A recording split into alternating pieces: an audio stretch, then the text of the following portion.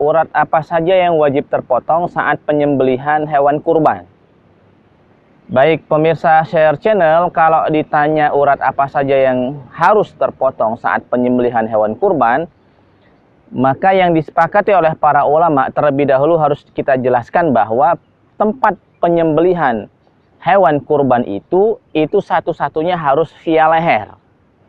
Jadi tidak boleh melakukan aktivitas penyembelihan baik atas nama hewan kurban ataupun hewan yang hanya untuk dimakan keseharian, bukan atas nama hewan kurban, itu tidak boleh selain melalui via leher.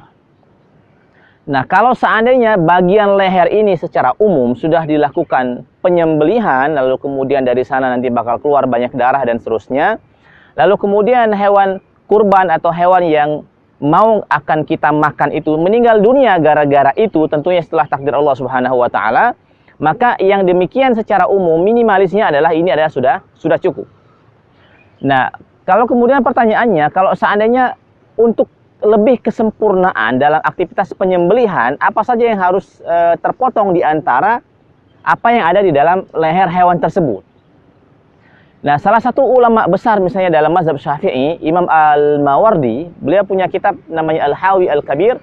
Saat menuliskan Al-Hawi Al-Kabir, beliau mengutip pendapat Imam Asy-Syafi'i bahwa untuk kesempurnaan dari aktivitas penyembelihan hewan kurban itu, maka setidaknya ada 4 urat atau 4 bagian dari anggota tubuh yang ada di leher ini yang harus terpotong. Yang pertama adalah al-hulqum, yaitu saluran pernapasan hewan, yang dalam bahasa Arab dan sering digunakan oleh para ulama fikih adalah menyebutnya dengan al-hulqum, saluran pernapasan. Jadi saluran pernapasan pastikan ini sudah terpotong.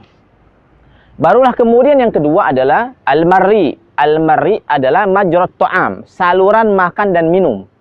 Ini juga bisa dipastikan bahwa saat orang menyembelih ini biasanya terpotong. Nah, lalu kemudian yang ketiga dan yang keempatnya adalah al-wadajain. Al-wadajain adalah 2 saluran pembuluh darah baik yang kanan maupun yang kiri.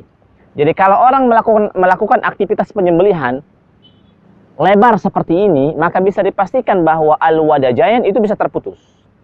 Nah, dengan demikian kalau seandainya al-wadajain, 2 saluran pembuluh darah sudah terputus, lalu kemudian al-marri, tempat makan dan minum juga sudah terputus, lalu kemudian yang terakhir tadi yang kita sebutkan dengan al-hulqum, majrat tanafus, tempat